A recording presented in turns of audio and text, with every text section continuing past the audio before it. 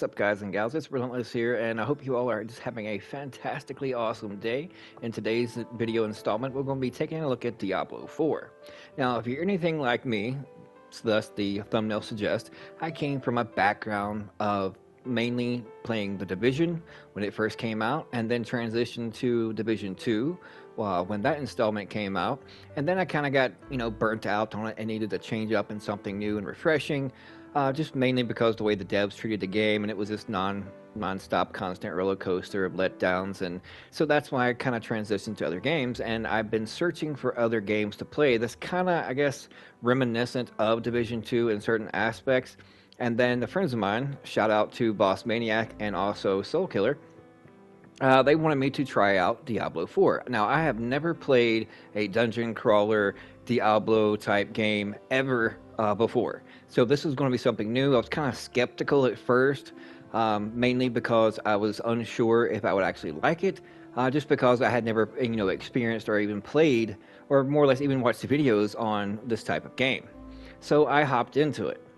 And coming from like Division, looking at different aspects of the game, slowly being a noob and figuring stuff out, and it's kind of intuitive as far as how you progress and the explanations of the different abilities, talents, more or less on the same lines of Division 2. So I was thinking to myself, okay, I can get into this.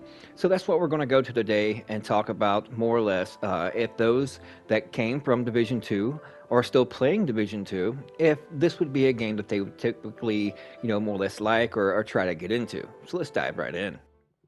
Okay, so starting in the game, minus my character that I'm currently playing on the screen, you come to this menu, and much like, let's say Division 2, when it comes to creating a character.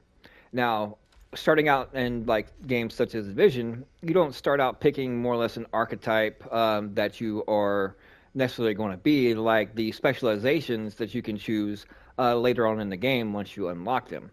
Now, starting out, you can be Barbarian, Necromancer, that's what I currently play as, Sorcerer, Rogue, or Druid.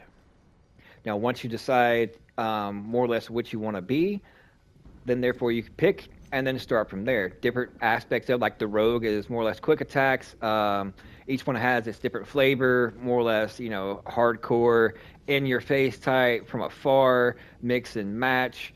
I mean, the sky is the limit, right? So, pick your character, you start up your game. Now, the map is, let me say, humongous. I mean, I've been playing since early play, which was, I believe, on the 2nd or 3rd of June. So, almost quite a week. And I have yet to unlock anything completely, entirely up on the map. Now, the map is from here, and as you can see, the areas I have yet to even walk through and unlock, all this down through here. I mean, it's quite expansive, and this is not even scratching the surface, because there's going to be larger maps and content added on to the game. And each of these little things, once you explore the area, it's more like a town square. You'll find these nodes, and you walk over them, and you can activate them, so that way it's more or less a fast travel point.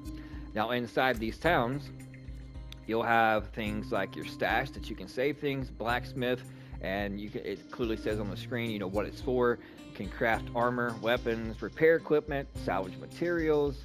You can go to the armor vendor. You can sell stuff that you pick up. You can buy stuff, just such as like the vendors in Division. And then you have the alchemist, which is upgrade potions, which is your healing and XP bonuses that you can take. And then you have an occultist, which is you can extract and imprint aspects, and I'll dive into what aspects are here in a moment. And then, of course, you have rings and amulets. And this is found generally in every little town that you come to, that you can, unlock and get that fast travel. Now, when it comes to different builds, the sky is the absolute limit. This is the skill tree. And basically each archetype, has its presets, but then you start out with like your 4 basic moves and can advance them. And at each level that you go up, you get a skill point, and then you can add to it. And then you come down, this will be your second ability, and you have a total of 6. And then to upgrade those, you can put skill points on to increase damages, depending on your playstyle and the build you're trying to make. and then you keep progressing until you get all the way down here. And then let's say that you put on, for this instance, Blood Wave, but yet you don't really like the way it performs. Well, then you can easily just click on it and then erase the whole entire thing, but keep all your skill points, and then go down a different path and try different things. And you can do this over and over and over as long as you have the funds in order to do so. Now, in the early game, it's quite inexpensive, so you can do it repeatedly like I have and just experiment and, not more or less jumping to YouTube and find out what's the absolute strongest. But more or less, I like to go and find what's strongest for my playstyle just by searching and trying things out in the game, much like the builds in Division, and then going my own path, conforming a build to my playstyle and not having my playstyle conform to a build. And then you have your different rarities. You have more or less your commons, and then you have your rares, and then it goes to legendaries, and then there's a such thing as called sacred legendaries. Like later on, once you reach a certain point, I believe it's like up in level 80s or whatnot. I'm currently only like 49, and like I said, I'm just barely scratching the surface. I've completed like half of the actual campaign. So it's quite vast, and as you can see, just like the Division, it gives your stats as far as different pieces will have different stats, and they'll do different things, such as this piece, plus 22 life gain on kill, lightning resistance, healing, and then you go on down to your chest piece, and like the legendaries will have, like in the yellow text, like a certain ability that can be used in conjunction with whatever skills. Now, certain pieces of armor you pick up that won't correlate with what skill set that you have equipped in your skill tree, but hold on to it if it looks pretty good, and then you can always hold it in your stash, and if what skills you're using is not quite suit your fancy, or tickling your booty or whatever you want to call it, then you can switch it up and you can have this piece to fall back onto and try out different skills until you hone it in and find out exactly what fits to your playstyle.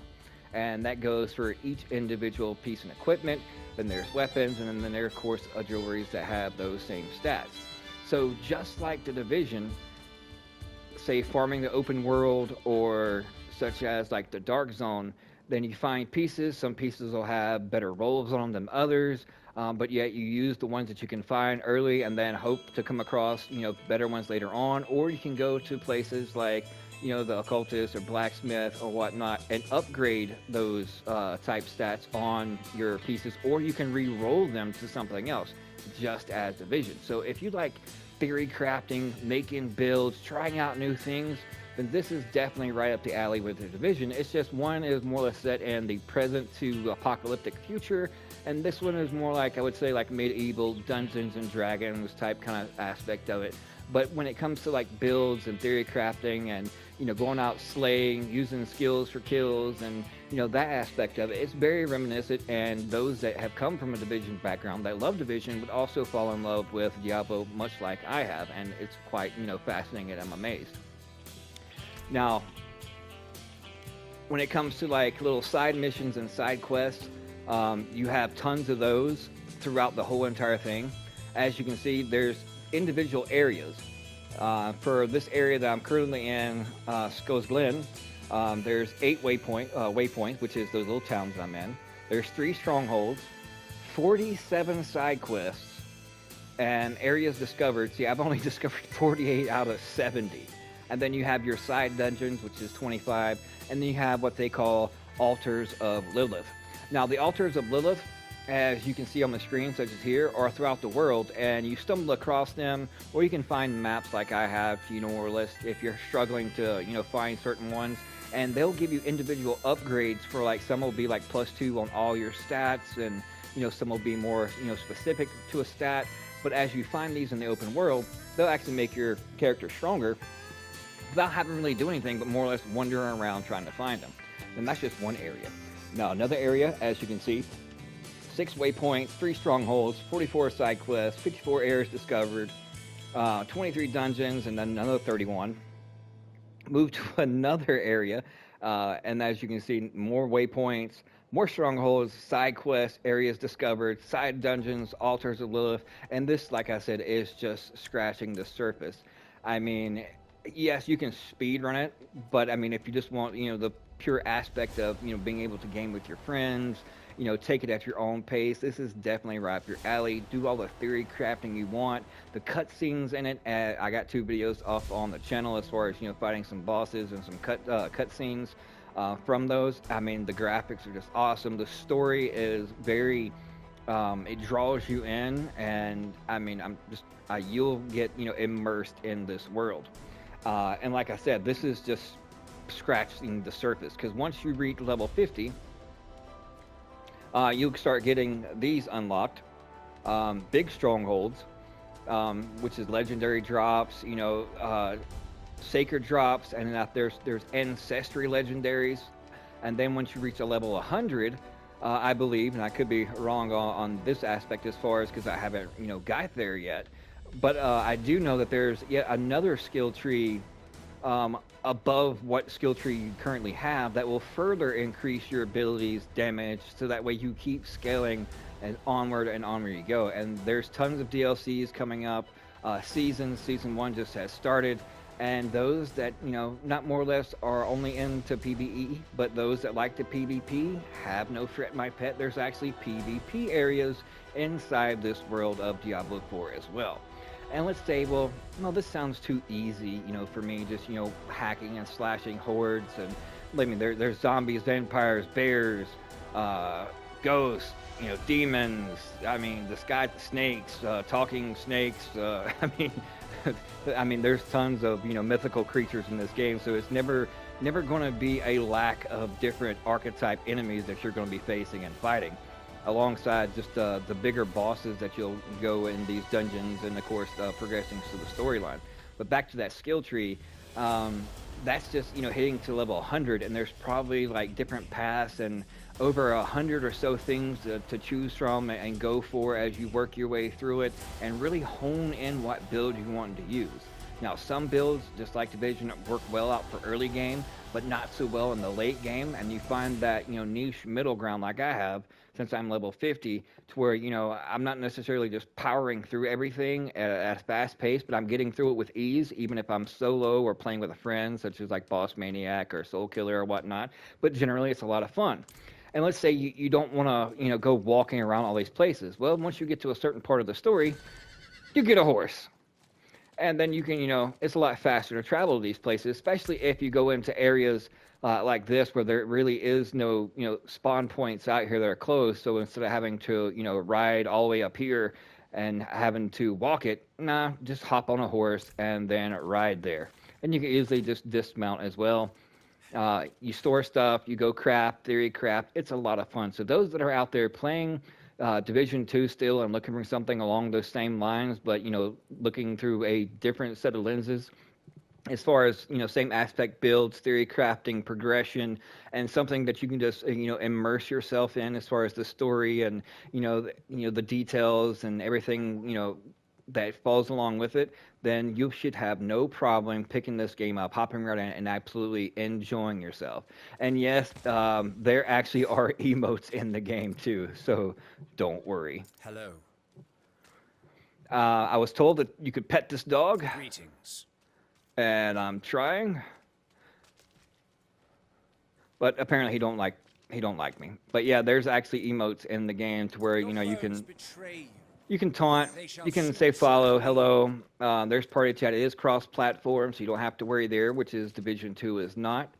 But yeah, definitely pick it up, try it out, and I guarantee you will not regret it. It's a lot of fun. It's very intuitive, and especially if you're coming from like a game of like Division, where you're used to making builds and theory crafting, going for the most damage, trying new things out, new play styles.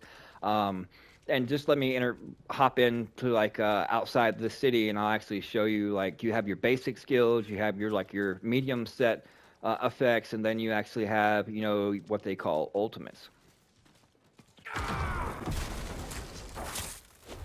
So this is like more or less my basic attack. And you have, of course, your dodge, and then something a little more stronger. And this will, vary on your, the build and your archetype. And then you have more or less an ultimate, and then you can string, ones together and actually add to it once, and that's more or less a miss. And then, of course, I have my skeleton horde with me. And your build will affect, not only their damage, their health, and whatnot, but just like, skills from the division, certain ones will have cooldowns, and you can equip different equipment and jewels and put them to reduced, cooldown times or whatnot, and, actually be able to, you can proc them a lot faster, string different things along. It's really, really fun. But I guess enough of my rambling. I hope you guys enjoyed it. Let me know what you think in the comment section below, and if you're a division player, let me know if this video has helped you out making a decision on if you would actually try Diablo for it. Now, if you don't have the funds to quite buy it, I understand. But once it comes down in price, I would definitely recommend picking it up if you are unable to afford it now. But thank you guys so much for tuning in. Appreciate all the support. Don't forget to hit that like and subscribe button if you want to see more content. And also, be sure to tell somebody you love them. And we'll see you guys and gals fudging later.